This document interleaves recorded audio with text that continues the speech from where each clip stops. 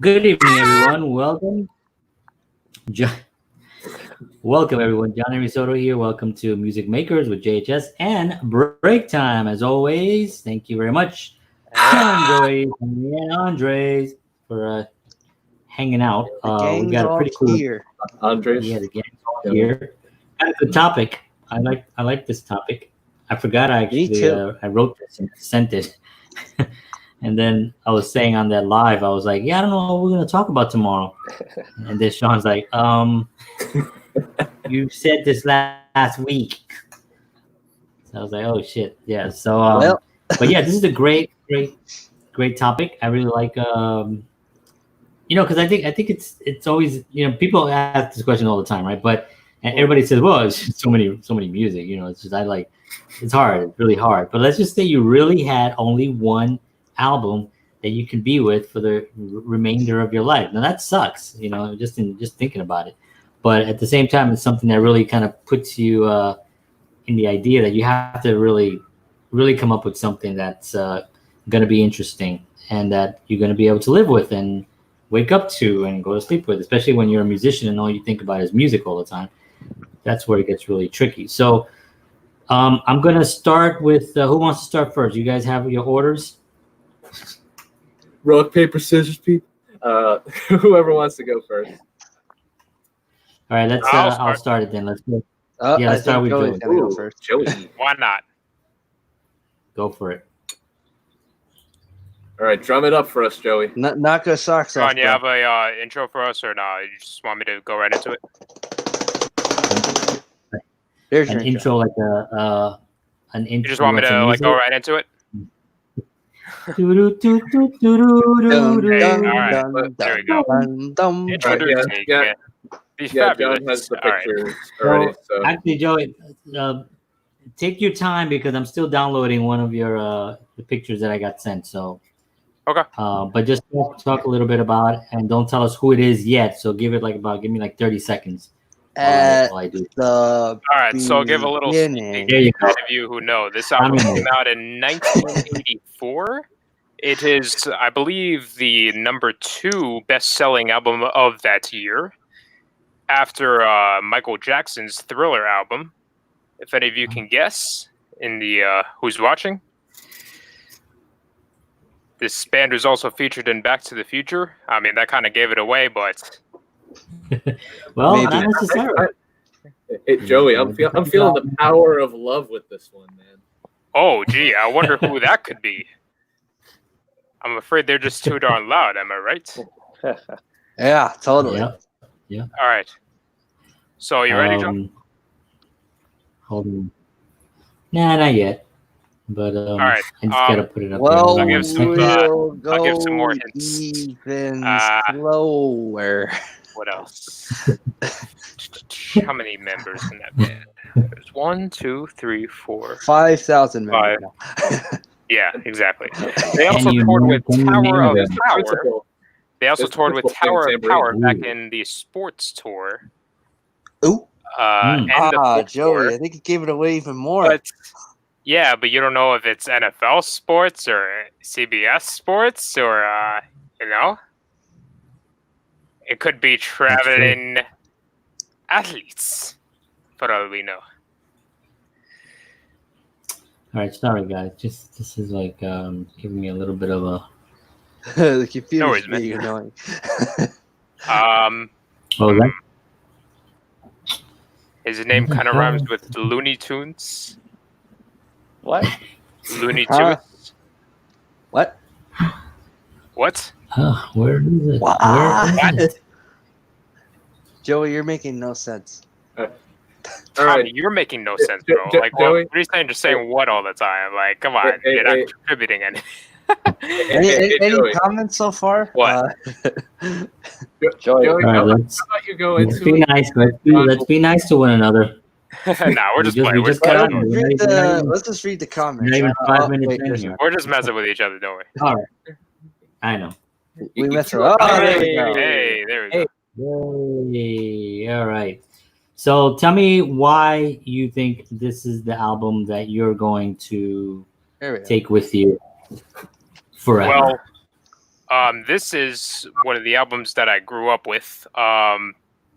Huey Lewis and the News. They were one of, I think, they weren't the first band I was introduced to, but they were one of the. I'd say I was introduced to them around the age of 10, I think. Yeah, around 10 years old.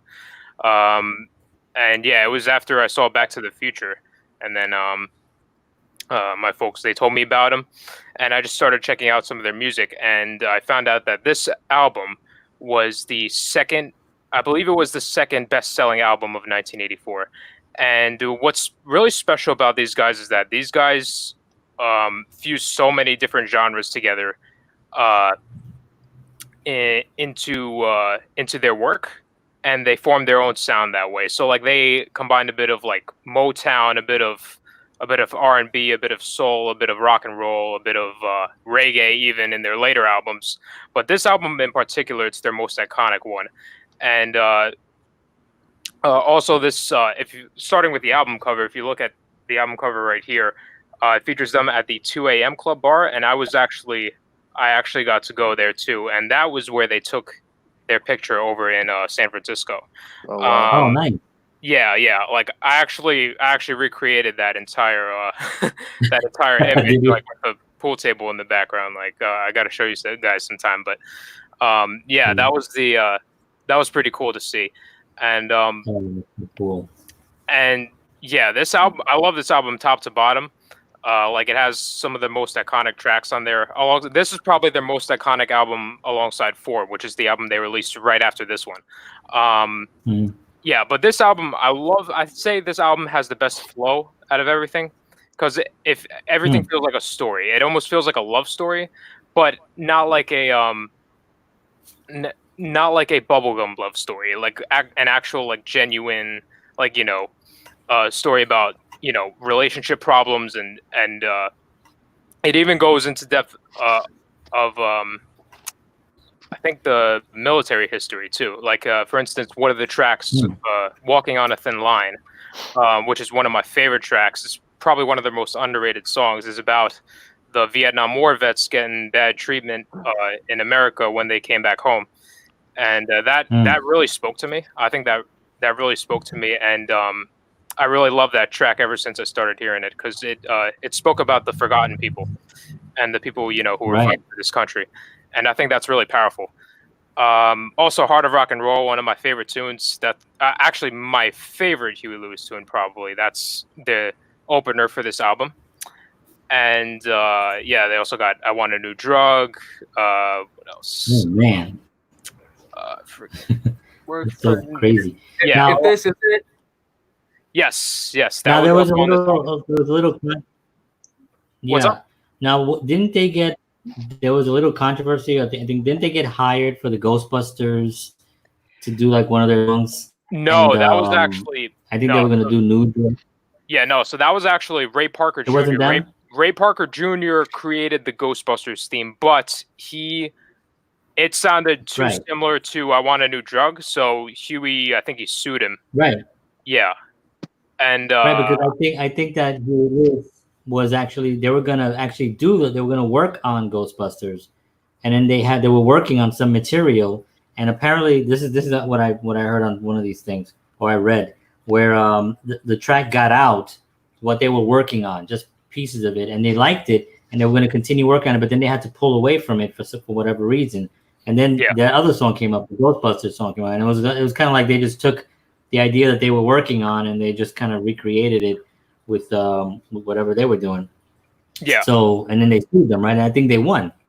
Yeah, exactly. Yeah, so, I think though later, I think like 10 years after that happened, though, I think I can't get too much into it, but I think Huey, during an interview, Huey kind of let the secret slip a little bit, and then Ray sued him back, and then I think he got because there was an agreement saying that, like, oh, you know, you can't like disclose this information to any interview whatsoever, or to the public in any way. But wow, I guess Huey forgot about that or something. And but yeah, it was like back and forth. But yeah, I think they're all good. Well, Yeah, I'm sure they are. They're all But like, yeah, this the reason why I love this is because this is the era where they toured with Tower of Power horns, and this is when they were at their prime, especially once they started the sports tour for this album in 1980. I think it was 1985, right after they released this album. That was when they were at the top of their game. They had Mark Russo on tenor sax, probably one of the best saxophone players of all time, and it just fully like enriched their sound. Like they sounded so complete. Like the energy was through the roof. Like they were all in the pocket.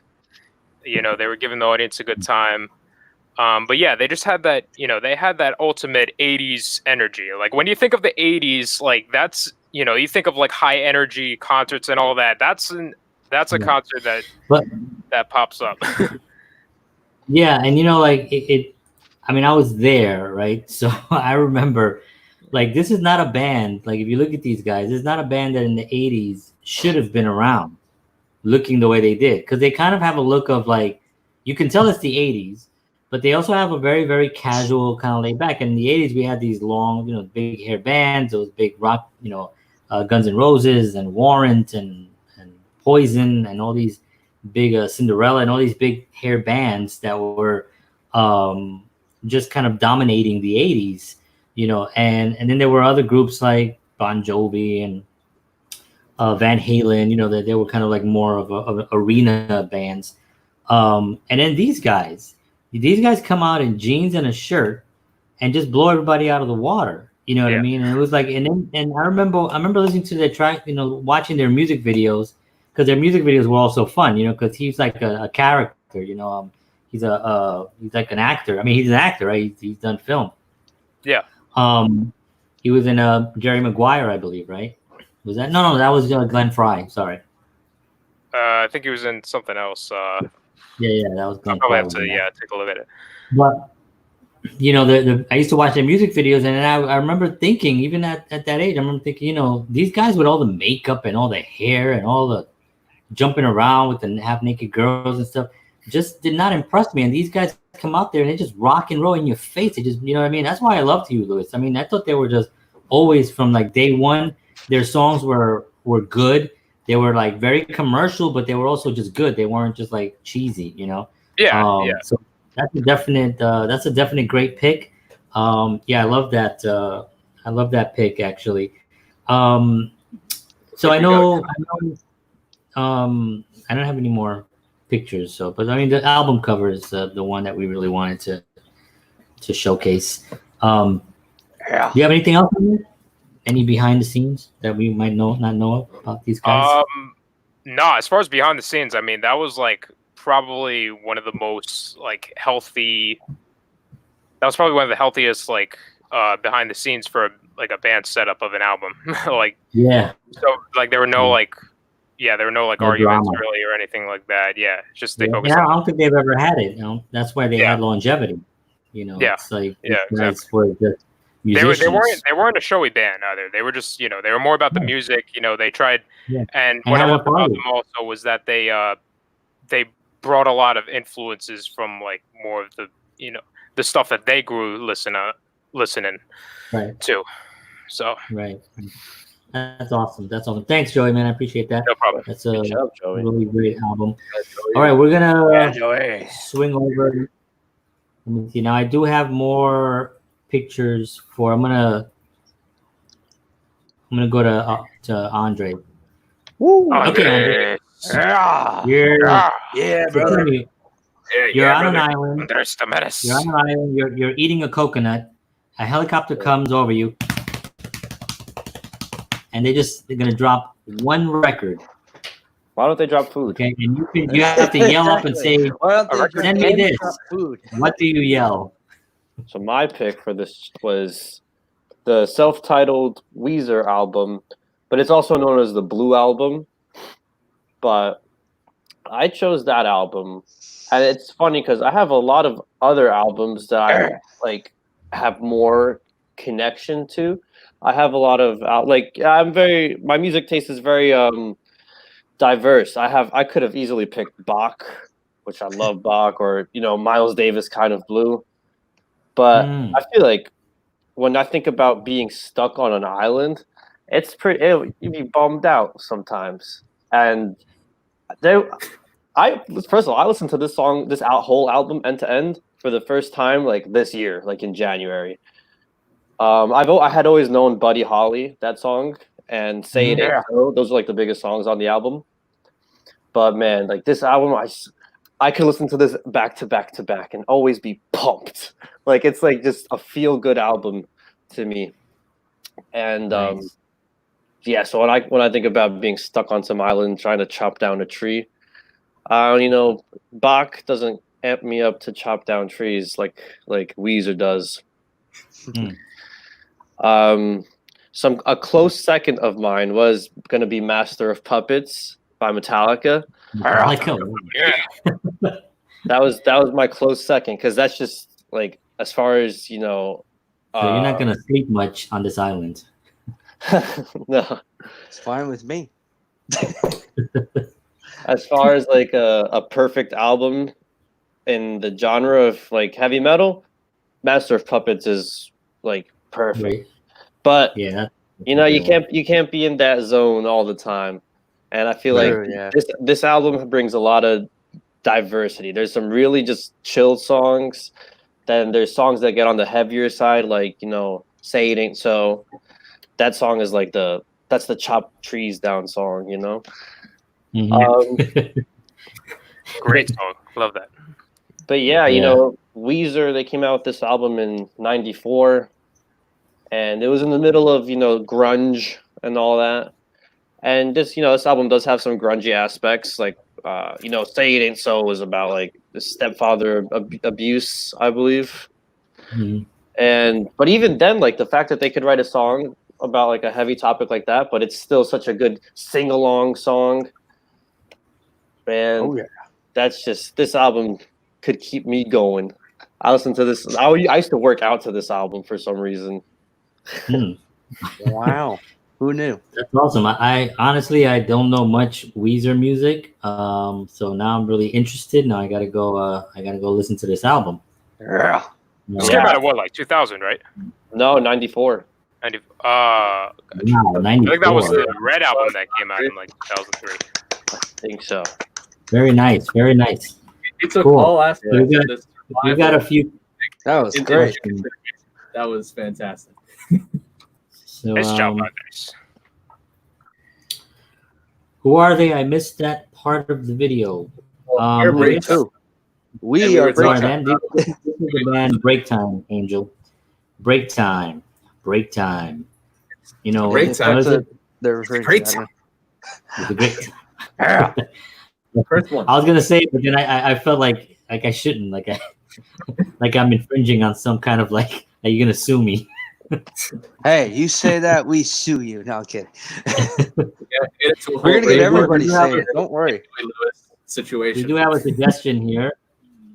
Abbey Road. Yeah. It's more or less Tommy Delaney Jr.'s dad. Yeah. Tommy Senior, as they say. That's right. All right, so Tommy, we're gonna go with you. I think that's since an easy this, transition to me. very, very easy transition. So, Yeah. the album I chose was called Rockabilly Riot, all original by Brian Setzer. Not Brian Setzer Orchestra, Brian Setzer. This is him solo without the orchestra. And the reason I picked this album, well, first of all, I was actually going to pick something from Creedence Clearwater Revival, since I've been listening to a lot of them too, but I'm like, I wasn't like exactly sure. But then I really came to this album because I listened to this album all the way through, and it's just like, it gets me going every time I put it on, like especially when like I'm in the car or something, and I just put it on and I just like going to work, I just like rock out to this album pretty much because like it's it's rockabilly. Yeah, it's rockabilly, high energy, really good stuff. And it features his guitar playing. Yeah, and then and then his guitar playing alone just gets me every time. And yeah, that's cool. yes, Sean. Amazing. I think we both listened to this album all the way through together for the first time. Do you remember when that was? Oh, like when we were like together listening to it? You mean? Yes. Or like oh. Mhm. Man, I don't even remember. It might have been a few months ago. That was last fall. Yeah. Yeah, it was like a few months ago. I think we were in the car listening to I guess pretty much the whole thing without even thinking about it. But but so good. there he is, Brian Setzer. And one of my favorite songs off this album, which BreakTime has experience playing now, mind you, is called What's Her Name? And it's become one of my favorites because it's so... Wait, what's the song's name? What's her name? I see What's what you its did, name? Joey. I see what you did, Joey. I see what you did. I walked into that one. Anywho. Yeah. So did I. I'm like, what's her name? But yeah, it's called What's Her Name? And I really love this song because compared to the other songs, it's one of the songs that really isn't as like high energy as like the other songs like Let's Shake or Rockabilly Blues or Nothing Is a Sure Thing or any one of these songs here. You know, it's just something about it that was different to me, and it just sounded so not exactly rockabilly, but it was more like a 60s-esque kind of tune to me, and I always loved it for the sound, and I secretly wanted to learn how to play it, and I couldn't find a lesson for it, so I kind of learned it by ear. That's how you gotta do it. There's no tabs or tutorials for it. It was released in 2013, I think. Yeah, and it was actually 2014. 2014. I was surprised by that because when you sent that, I was like, "Oh, this must be from like 1970 something." And then I listened to it. Yeah, and I heard the quality, and I'm like, "Oh crap, this came out like 6 years ago. This is amazing." Yeah, I was making good and like and compared to his like other stuff from like the 80s with the Stray Cats, this album was, I guess, pretty much like kind of like similar to it to an extent, but the tone of the guitar was like a little different from like the Stray Cats. With the Stray Cats, to me, it sounded a little bit less gainy, whereas this one sounded more gainy. Like it had more gain on it, which was what I liked. You know, I like the tone on this guitar in this album, even though it's like pretty much, you know, he's still using Gretsch, but it's just a different tone. He turned it up a little bit, you know, just to like make it rock more.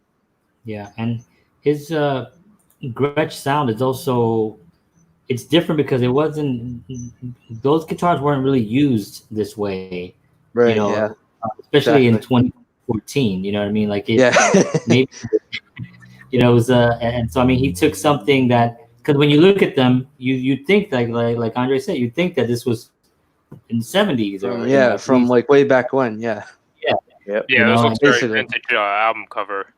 Yeah, and even the album cover looks that way. Yeah. You know? So I mean, you know, now my question is, how can we get this hair? Oh man. Sometimes I wish. Now, if you guys dress like this, I'd be so happy. I mean, this is pretty much kind of I already got the setup, man. I got that's kind of like how like when you think about it, it's kind of like how the Beatles look back in the day a little bit, like before they were the Beatles. Like, yeah, you're right. You're right. So, they had that same deal. These guys get a leather jacket. They're falling behind.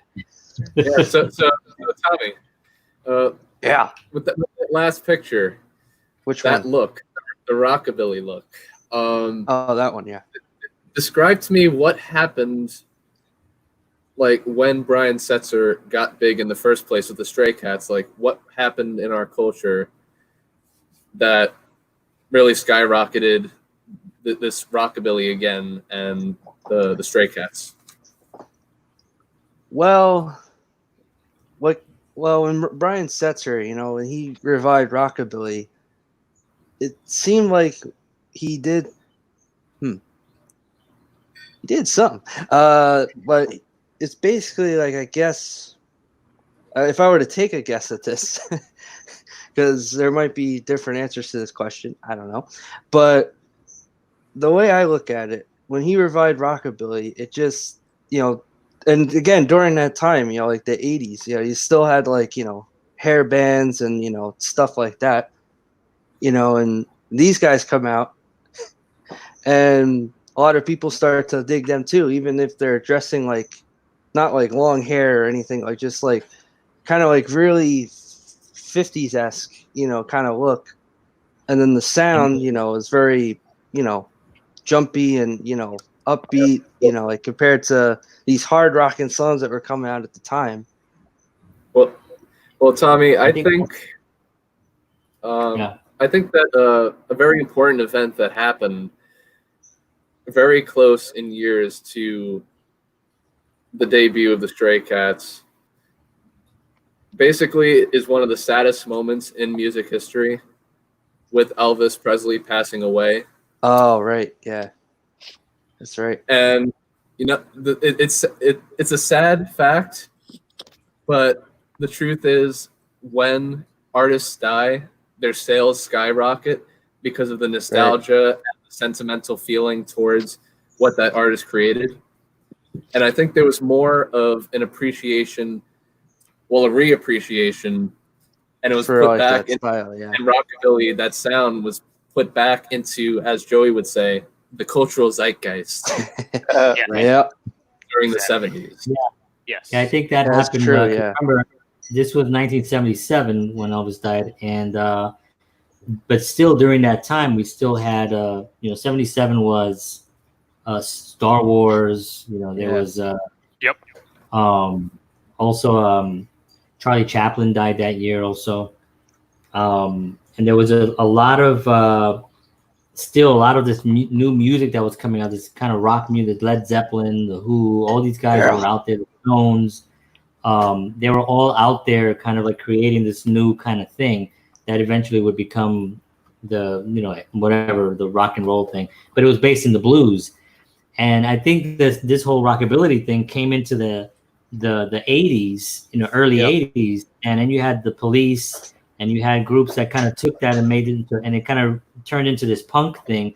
And and I'm just guessing on this, but it probably had to do a lot with the fact that a lot of the guys that came in with the punk era were not the best musicians. Not in a whole. I mean, the ones that we always think about, we think of the Police, we think of give me one of those we think of Blondie, we think of those kind of groups that were just really, really great musicians. But there was a lot of people that came out, and when Elvis died, and that whole transition and that whole rockabilly sound that came out, and a lot of them got to play at CBGBs and all that stuff, and they were developing this sound. A lot of them were not that great musicians, so they played this kind of crazy music, and the energy, and they played it so loud and so badly that people just like, and the energy alone just kind of like made everyone excited. And I could think of I can't remember this band now. There were just a lot of really bad bands that became very, very famous during that time. And there were just a lot of them. And but yeah, this whole style, you can go back. I mean, look at this picture, right? I don't know when this was, but we're looking at. It kind of looks like it could have been back from. That's probably in the thick of the 80s. Probably in the thick it's got to be like the 80s, right? But you go back to 1950. It could still look like that. Yeah. This is what they kind of look like. If you look at just put it in black and white. I mean, it'll look like it's from like way back when. Like the aviator glasses, the red leopard print. Yeah. and the little pompadour going on that's like falling off to the side. Yeah, it's got to fall off to the side. So I mean, that's all left. I mean, if you go look at Grease, the movie Grease, right? And they're kind of replicating the 50s, but the film was shot in the 70s, right, or late 70s, early 80s. So it's definitely so that's a good choice. I like that one. I like that. Thank you, Tommy. No problem.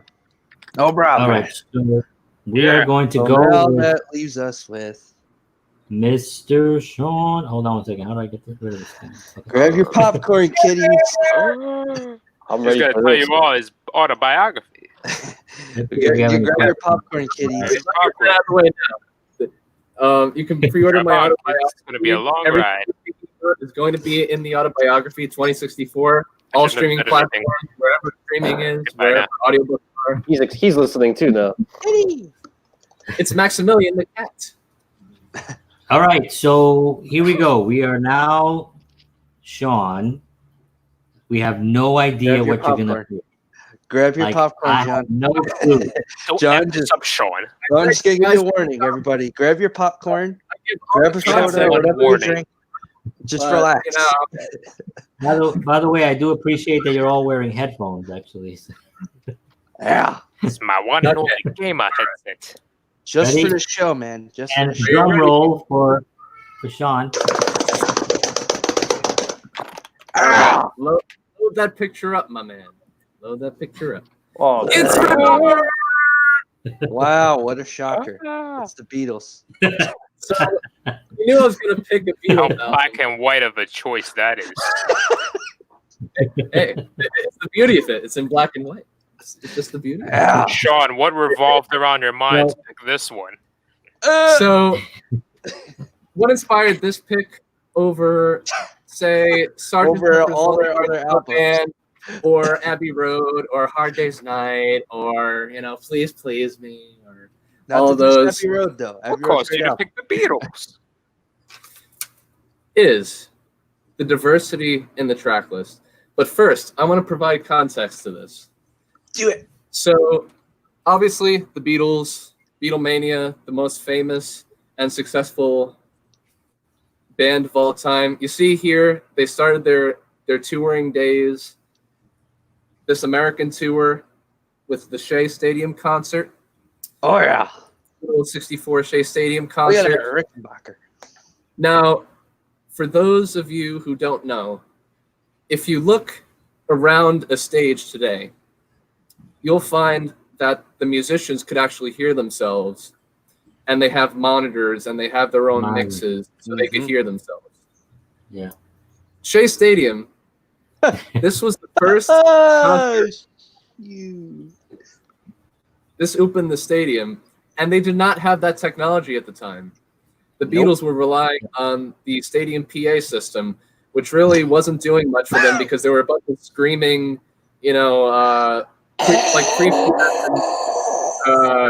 and teenage girls, all over the stage. And the rush of it was great, and they enjoyed the rush of it while it lasted. But it just became less enjoyable every time that they did it because they couldn't enjoy themselves. And it led up to this concert, the Budokan concert. And this is when they realized, because the Japanese crowd, this is in Japan, the Japanese crowd was quiet. So they could hear themselves, no problem. And they could hear how bad that they sounded. They deteriorated as a live act as a result of this Beatlemania and playing shows and going on tours everywhere and packing these stadiums, and they couldn't hear themselves. They were a tight band, but their sound, their engineers, and the lack of technology at the time to accommodate them was just lowering the quality of the Beatles as a band as a whole. So they resolved, and this is in Crosley Field, 66 tour, and as a result, they made an agreement at the end of their 66 tour at Candlestick Park at the time in San Francisco that they would retire from touring and that they would go to the studio. And they'd use the studio as their instrument. The first album that they dedicated all of their studio time to, not touring, was Revolver, which was released. And this album, as I said, has every single genre, every single popular genre at the time on it. Oh, yeah. Which would accommodate every single feeling I would feel on a desert island. That's right. So going down the track list, we've got Taxman.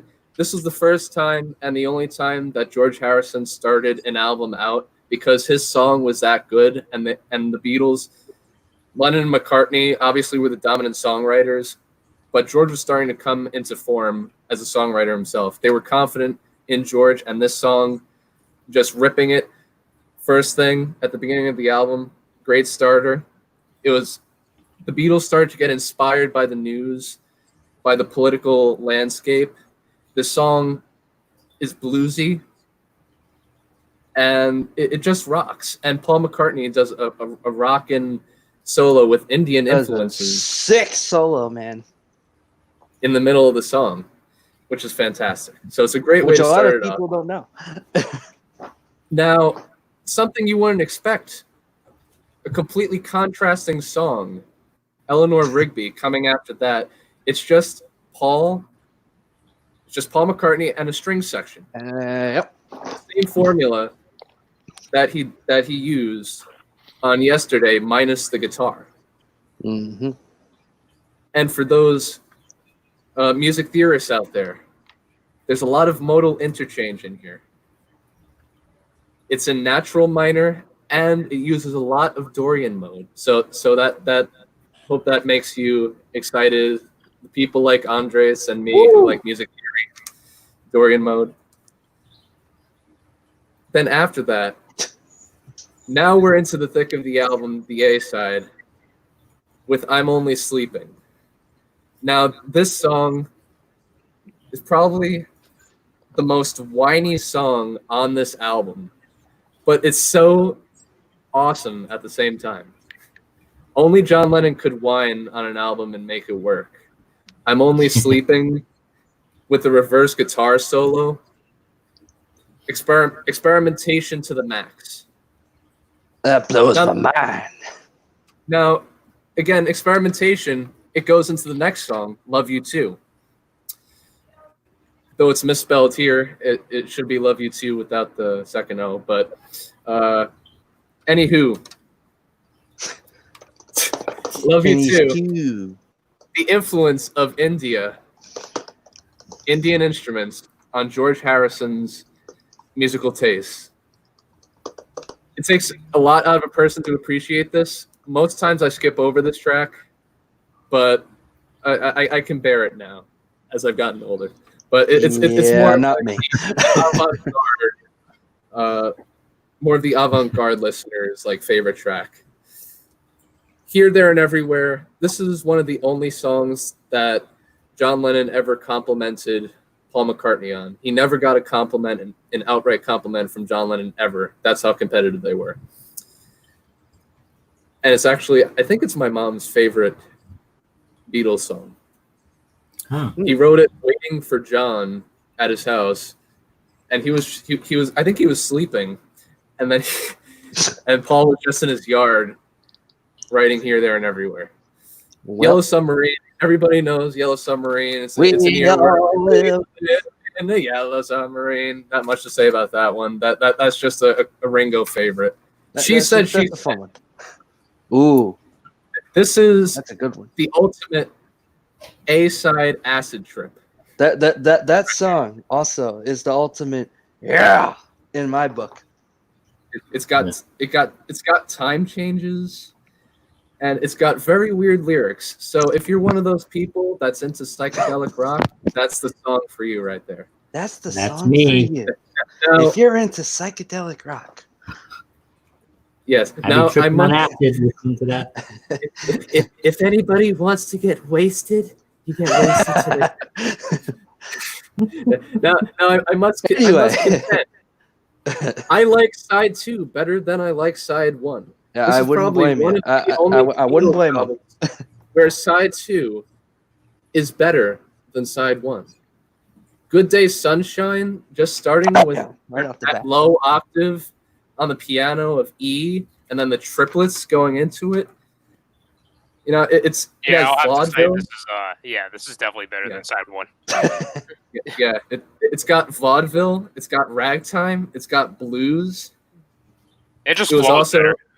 yeah, it was inspired. It was inspired by another band. Well, everything's inspired by another band. This was kind of Paul paying tribute to the Lovin' Spoonful with this song.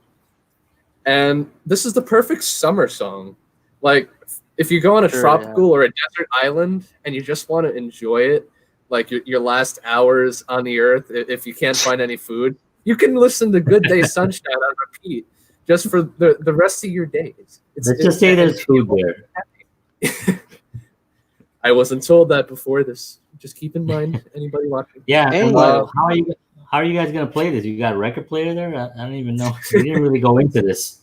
Yeah, we didn't Yeah, really think it that far, did we? We kind of listened to it. I blame the host. Anyway, now Like, don't. apparently, now Tommy, isn't Yeah. this next song your dad's favorite Beatles song? Yeah, that's also my favorite song off this album, to be honest. All I have to And say, there's a reason for it. And there's a reason. all I have to say about this one song, well, two things. It was inspired by Frank Sinatra saying something in the news, kind of mocking the Beatles, and this was kind of their way, Yep. John's way to get back at him with a snarky, but overtly snarky song. And the main feature, guitar harmonies. Which I would think this is the first time that anybody has ever done that, because I don't know if anybody's ever done that before, but I could see clear influences between the Beatles with that song and Grand Funk Railroad with We're an American Band. yeah. Like later on, Kiss- yeah. Detroit Kiss, Rock City. Rock City, A Yeah. Horse with No Name by America. Mm. That it can be traced All back to probably that. inspired, yeah. Now, this is probably the most underwhelming track of side 2 for no one. It's a great song. The lyrics are kind of very detached, but that's just McCartney being himself at the moment when he wrote it. So Yeah. I appreciate him for making it so dry as to exactly how he was feeling at the time. It was inspired by Jane Asher. Ooh. The fact that his relationship with Jane Asher, it went down the drain, as they say. And Yeah. the French horn solo, and there's a clavichord on it. Ooh. A pop song with a French horn solo and a clavichord. Dr. Robert, inspired by news. Another acid trip in itself. Inspired by drugs. Literally an acid trip of a song. I want to tell you, it's a great filler song. It's nothing but filler on the album, but it's a good filler song. Like anything by the Beatles, really, even if it's meant to be a filler song, somehow it stacks up to anything that any other band tries to do, and they put all their energy into it. Like George Their Harrison. fuller songs were like classics. This song is still catchy, and the riff of this song actually inspired the Monkees with their song Another Pleasant Valley Sunday. Yeah. If you listen to both of them, same thing. Now, this is my favorite track of this entire album. Got Ooh. to Get You Into My Life. Yeah. And not just about drugs. It's because of the horn section. It's very powerful.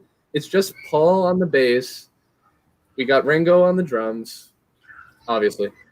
We've got I think 3 trumpetists and a tenor saxophonist.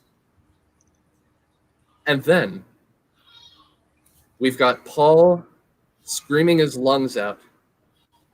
Got to get you into my life. It's a great vocal on that. Inspired bands like Chicago and like Earth, Wind and Fire and like all those horn bands, Huey Lewis and the News bringing a horn section in. You know, it can all be traced back to that. Now, to end an album with a drug trip. Oh boy. Yeah, this is definitely an acid trip. Props to the Beatles for being brave enough to do that. Tomorrow Never Knows. It's John Lennon singing his vocals through a Leslie speaker, trying to sound like the Dalai Lama. Now, wasn't that? Which is a loop, a bunch of different effects that were different tapes that were cut, thrown into the air, and randomly assembled on the tape machine after to create that effect. Is it true that came from a Ringo saying? Because apparently Ringo is constantly saying like interesting things. Ringo is apparently, yeah, and I think Paul liked it, or John, or one of them. Yeah, tomorrow never knows, John. Tomorrow never knows. And they liked it. Wrong.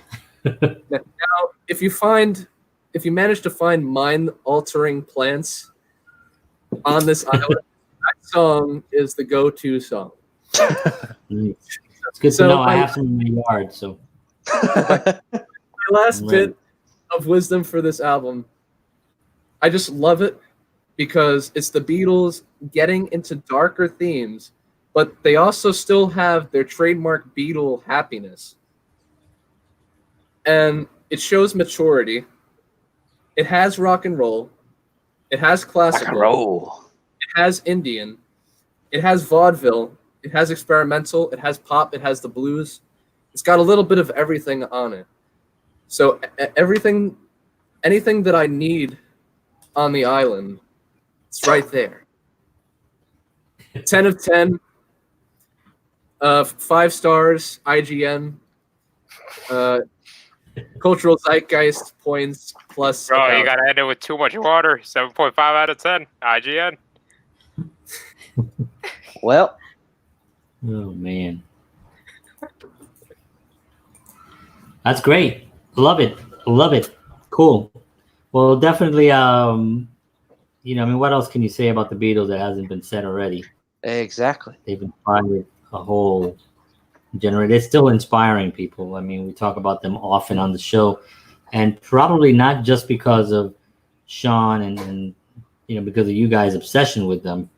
It's probably right. even if there wasn't that obsession, I have a feeling we'd still have to talk about the Beatles. You know what I mean? It's always going to be a thing. It's gonna wind up in there. Yeah. I mean, just one way or another. Exactly. And I gotta say, shout out to Klaus Vormann for this album cover right here. Fantastic album cover. Classic album cover. 10 10. Classic. Cool. Good stuff. Cool, man. Thanks, Sean. Yeah. All right. Great album. So brother. Now, John, what's your album? So this was hard for me, obviously, because my favorite guitar player, or one of my favorite, this is where I was like struggling with, because my favorite, I love Stevie Ray Vaughan, right? Like Stevie Ray Vaughan was like the guy that I but before Stevie was really Santana that really made me want to go electric. Like before that, I was playing an acoustic guitar and I was playing a lot of Spanish music when I was very, very young. Jose Feliciano, I don't know if you know guys who know who he is, but he's kind of a legend. And just playing those kind of songs and a lot of boleros, like Spanish songs. And that kind of when I heard Santana, and I remember it was on WNEW, Scott Muni. He was a DJ. He was like, "Hey, this is Scott Muni on WNEW," And I started listening to the station, and I don't know how old I was, but I was very, very young. And Europa came on, and it was like, I was like, what the hell is this? It was like a voice. The voice was the guitar, and I never heard anything like that before. It was like the first time that I heard a guitar be the voice. And I'm waiting for the lyrics to come in, and there was no lyrics. It was the whole song was an instrumental, and I immediately was like just floored by that. And I thought, wow, you can just make an instrumental? You can just do that? And then I thought, yeah, brother. Yeah, and so then when he said Santana, I back in those days there was no Google, there was no anything. I had to go to a record store, remember those, and go through the records and find Santana. And then I found a record. It wasn't the one that had any Europa on it, but it was a Santana album. And I picked it up. I bought it. One. What was that? Man, it's a hard one. Yeah, that's right. Great one. So anyway, my choice is this one right here, which I couldn't get the full screen on it, so I'm still on screen. And Sean, hey Sean, Wait. Hey, hey, so hey, there's that wasn't creepy at all. Uh-huh. That was like Hi, an Andre. album cover right there in itself. Hello there. So yeah, so this album for me was kind of the album that really illustrated his not only his playing but how great his songs are, and it took such a this was shot in obviously this was shot in Mexico actually, and it was in 1991, I believe it was 91 or 92, and his playing on this was just so freaking phenomenal. There's ballads on this, there's riffs, there's like rock, like really heavy rock, there's like more Latin groove stuff. It gives me just so much there's just so much stuff there that I would never get bored, because of a genre. I would listen to, like, I got ballads, and on drums was Wilfredo Reyes. Wilfredo, yeah, I know. Yeah, he was just phenomenal. Chester Thompson was the keyboard player, and then the what's their names? The Raul Rico was the conga player, and Carl Terrazo was like the timbale guy. And Raul actually died not that long ago, which was kind of shocking. But he played with them for years, and stuff. And it was just one of those albums that just for me just had everything in it. And so I had to pick this one, even though like I would have loved to pick like Texas Flood by Stevie Ray Vaughan, his first commercial album, which would have been awesome. He has a live album, and I love live music, so I would have picked something that would have been live. But for some reason, Stevie Ray Vaughan, his live albums didn't like do well, like even critically, like they just didn't. Like it was like an off night or something, or the sound wasn't great. Like he has one called Live Alive, which is great playing, but just the sound quality was just really not that good, and it was kind of sad. He also did Carnegie Hall. That was better, but still did not have like the sound that you get from this Santana. This is actually also a video concert as well. The whole thing's on video, so it's not only just an album; it's a video too. So, but Stevie, I think his best live performances were at Austin City Limits, and he had 2 appearances on Austin City Limits. The early one where he was on drugs, which he played amazing, and then the later one where he was off drugs and he played amazing. But you can see the clarity between both. His performances were just fantastic on that, but that's not really an album, So I didn't, and then when you only take the blues onto an island, then then what are you gonna do? You're gonna commit suicide. It's like I needed something to uplift me, something to make me go, yeah, and then something to. Something that makes you go, yeah. Something that makes me go, yeah, exactly. So I mean, some of the songs obviously are the classics that we all know. It's Europa. It's hard to read this actually, but no one to depend on, which everybody knows. No one to depend on. Oye Como Va, Samba Pa Ti. All these are classic songs, Santana. But he played a lot of just his classics. His classic tunes and stuff. What year did this come out in again? This was, I think, in like 90. I want to say 91. I can't even read it from here. 91, I think. Yeah. I think it was from 91. Yeah, it's either 90. I think it's 91. I'm pretty sure. Released in 1993. Dedicated to the life of Caesar. So 93. And so these are some photos from the show. But man, I tell you, it was just, for me, this album just kind of like, I still have it. I mean, I literally, like 2 days ago, I had this on. And I just put it on and I don't think about it. It just plays all the way through. And this was the album that I actually had a band that I joined called Sacred Fire. And the reason I got that gig was because I knew this freaking album so well. And all we would do is go on stage and just do this album. Like literally, that's what we would do. And they wanted me to do the speeches because he does speeches between songs, which I was, at the time, I was too shy to do that. I would do it now, but back then I was just too shy to do that. So the keyboard player would do, would talk and say whatever he was going to say. But for me, it's the most challenging album to play also. Like, because there's so much in his playing where he goes into the blues and he also goes into, obviously it's a lot of it is the pentatonic scale, so it's very A to B kind of, it's not really complicated scales, but at the same time, what he does with it is he bends between the scales in such a way that it's completely unique, and that's one of the things that he does that not a lot of guitar players really can do, because we don't really know. Even though I've observed him very closely and I've seen him live, and he was like, I was at the front row and he was standing right over me. There was not, you couldn't really see how he was bending because it was just so fast and just his thing, it was just his thing. But at the same time, it's just very, very, it's a great workout.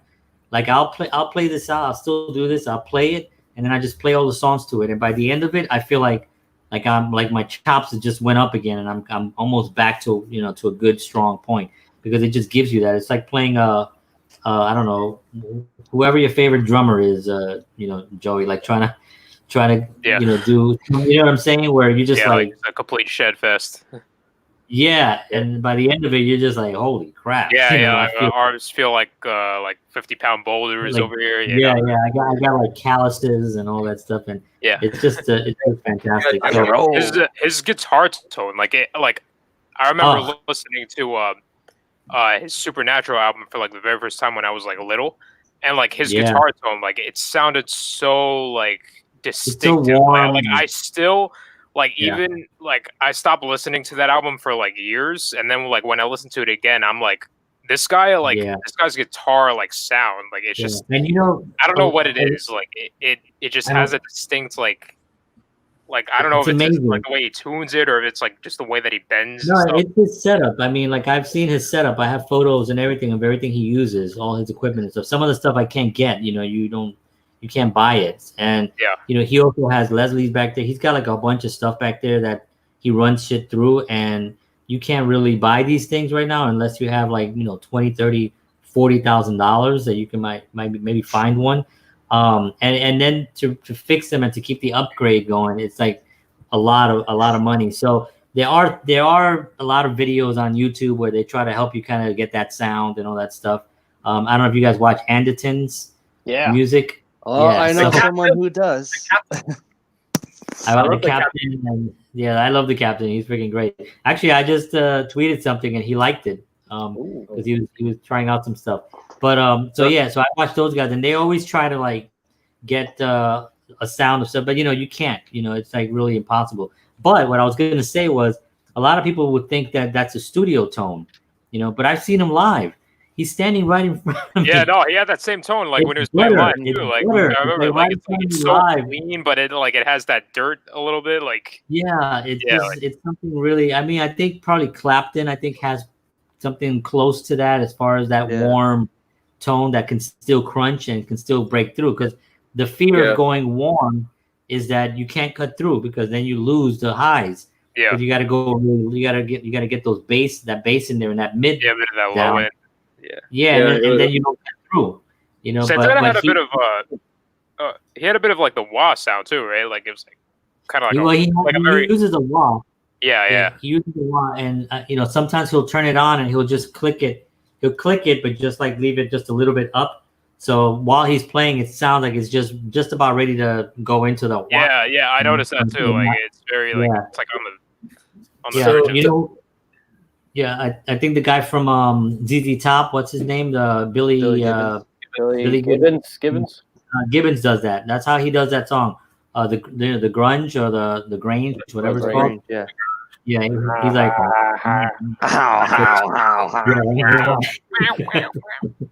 Terry but he does the same thing. He puts the pedal just a tiny slightly up and stuff. So that's my pick. And the last picture for me is, I want to get this hat. That's the Sacred Fire hat, by the way. Hey, John. Quick tone question. Yeah, I know that Eric Clapton has gone to more digital and optical processing for his gear. Do you know if Santana has still stayed true to analog in most of his gear? He stays true to it. I saw a video with Music Premiere guitar premiere where they went behind the scenes and one of his techs went down the rig and they spoke specifically about every piece and some of the things you can't even find and all this stuff, which is he's had it for whatever 50 years, 60 years, and it's kind of crazy, but there is a pedal right now called Supernatural. Actually, the pedal is called Supernatural, and for some reason it's not available. It's only one guy, and he makes it in England. It's a beautiful looking pedal, and I can't get it. Like he can only make a couple of them, and people love them. I see the reviews and everything, and I've seen them on YouTube. But you can't get them. You have to it's a website. You call him up, you email him, and he'll be like, "Yeah, I can't really make any right now." And I'm just like, oh man, and they're really expensive. I can't make any right now. Yeah, I'm really busy. I can't make it now. But he has I don't know what circuitry he's using, but he's doing something. I was trying to get this. Speaking of tone, and Andres and Tommy, tone is like the hardest thing to try to figure out, because one minute you're like you get all the knobs and you're like, wow, this sounds really great, and you're playing and you're good, and like about 45 minutes later you're like, why does my guitar sound like crap? Yeah. And then you start tweaking it again, and then next thing you know, you messed it up, and now you're trying to get back to where you were, and so then you sell all your gear and then you buy new stuff, and that never works. So, but I tried the Line 6. Yeah, you can go down the rabbit hole with that. Oh man, I've been down many rabbit holes. Excuse me, Joey. What did you say? Tell me about gear. Say what? But I tried the Line 6. That whatever it's called, a DM4, whatever, and that has some great possibilities. Yeah, the modeling app. You can really tweak it, and then you can just save the presets. It's only 4 pedals. It's one of those pedals that kind of used to get made fun of, and now people are like trying to find them and stuff. And I found one on Reverb, and it was pretty cheap. And it sounds like you can work on it if you have the time to sit there and really work it out. But that's the only thing. And a compressor. If you definitely need a compressor, and you need and you need a really good noise gate. A really good noise gate. Like you probably got to spend most money on a noise on a gate than anything else, just because you'll get too much noise when you're trying to really get that tone. Because you got to crank it somewhat, but you can't distort on the notes. It's like you have to still be clean. That's the thing about Santana that killed me. He'll be like in the beginning of this concert, the notes are so I hear him in my sleep, but in the beginning of the concert, he comes out and you hear it's just like the drums kind of going and the conga, and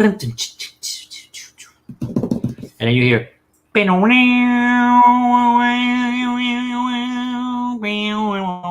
and it's just like, what in the world are you doing to me? So anyway, great freaking album, and that is all. We played with Michelle Branch too, right? I think they did. What was that 90s song? It was kind of they did 2 songs together. They did Game of Love, and then I think they did another one later because it was such a success. Probably, his most successful song, I guess, is Smooth with Rob Thomas, but that's his most famous. It's funny when that album came out, everybody was like, "Oh, I love this song by Rob Thomas," No, it's not by Rob Thomas. No, that's Santana. And I used to. Well, Rob Thomas wrote the lyrics. You got to give him props, but people didn't know who the Santana guy was, young people, and I used to be like, this guy. Look at the artist name on the album. Yeah, this guy was at Woodstock, man. He was everywhere. Yeah. So, but he had a rough 80s. In the 80s, he was not. He was still performing and getting a big audience, but he wasn't he wasn't really filling up big places until Supernatural. Supernatural put him on another whole other level. It was just there he was a superstar.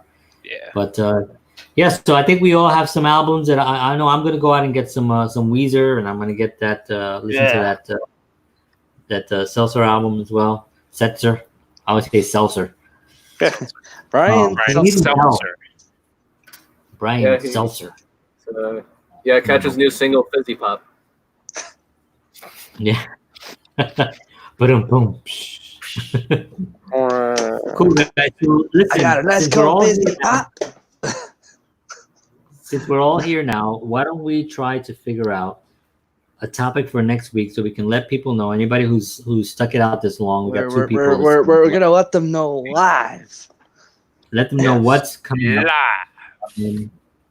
And by the way, I want to actually I also wanted to mention one point that on people actually watch the YouTube show, but don't like it or don't do it, but they watch it. Like I'm getting people that have told me, people I didn't even know followed me, just telling me, "Hey, I love the YouTube show," and I'm like, "Really?" I'm like, why don't you just hit the damn freaking like? But some people don't want to do that, so it's all good. But I want you to know that people are listening. So if you are listening right now and you get to the end of this, please like our YouTube page, like a JHS page. Yeah, hit the thumbs up, hit the little bell so you get notifications when we go live. Follow us, follow BreakTime. Yeah, definitely. Follow BreakTime. You can actually catch BreakTime right here. This is their website. And remember, guys, BreakTime, Sean, it's a great time.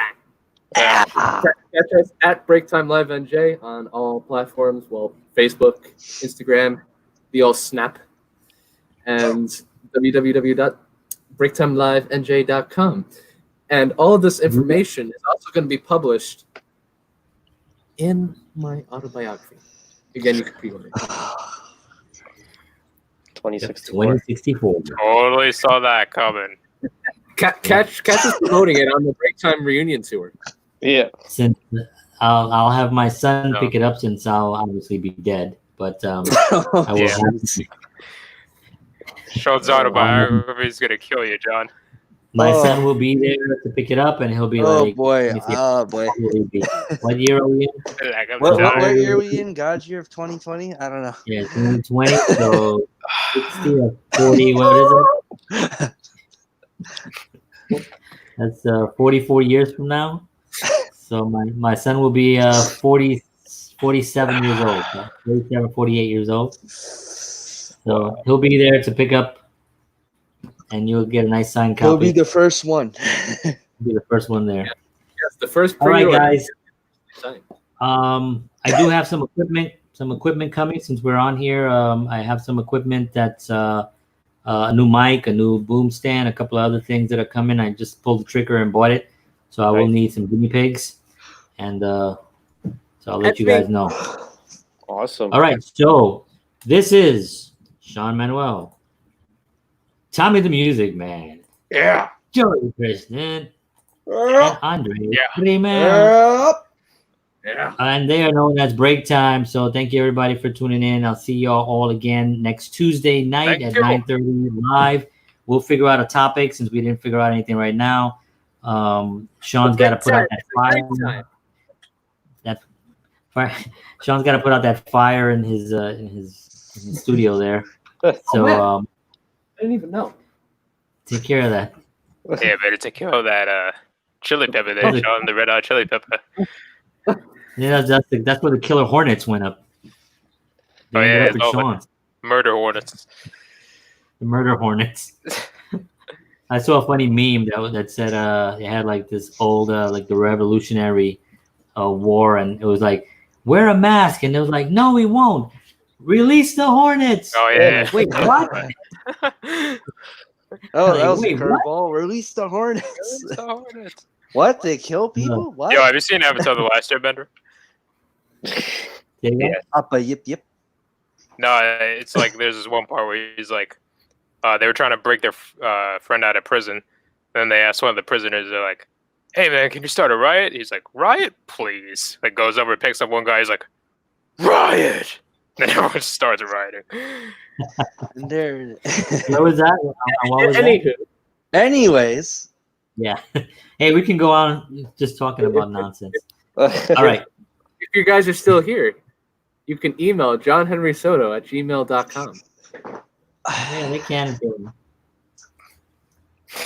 I'm right there. Is that a? I'm still And if you here, want by to the become way. my 1,000, I'm getting people. People are interested now. Oh wow! I'm actually Congrats. thinking of closing this out because I'm actually not sure if I'm going to have time to provide any service. But it is something. All right, guys. Tommy, good hand movement there. Yeah. Have a good night, everyone. I'll see y'all soon. Thank And you, see you everyone. next Thank you, week. John. Have a good one. Peace out. Peace. Peace.